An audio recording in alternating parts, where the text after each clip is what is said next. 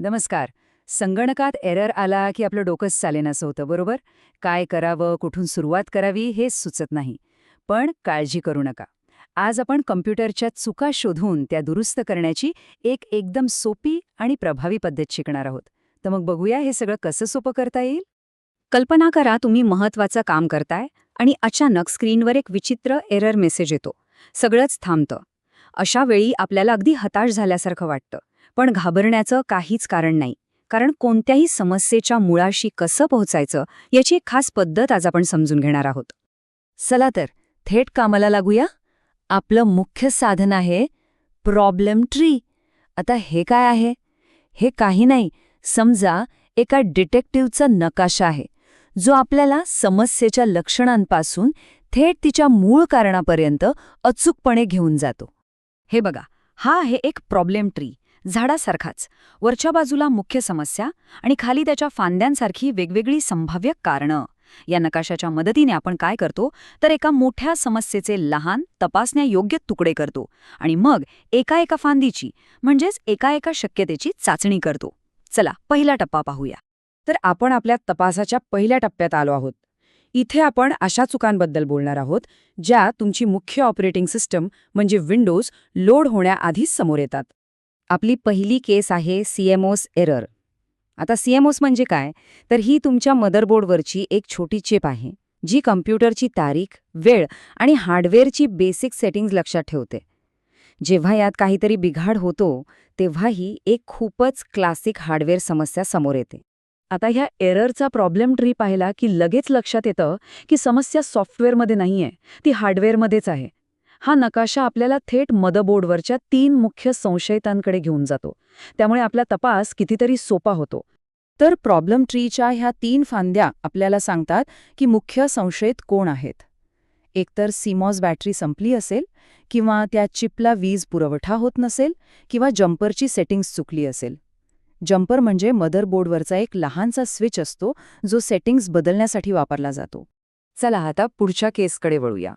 ही सुद्धा स्टार्टअपपूर्वी दिसणारी एक खूपच सामान्य हार्डवेअर त्रुटी आहे. इथे निदान किती सोपं होतं ते बघा.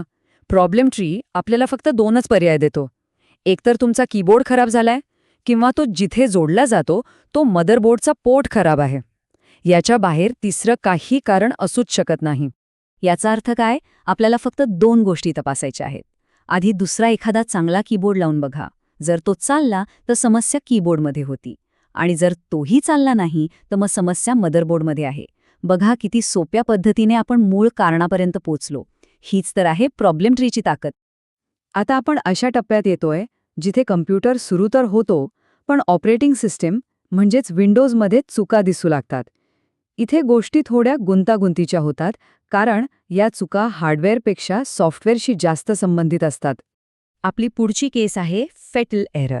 जेव्हा ऑपरेटिंग सिस्टम लोड व्हायला लागते आणि हा एरर येतो, तेव्हा याचा अर्थ समस्या जरा खोलवरची आहे. ह्या नावातच सगळं काही आहे, नाही का? ह्या केसचा प्रॉब्लेम ट्री थोडा जास्त गुंतागुंतीचा आहे.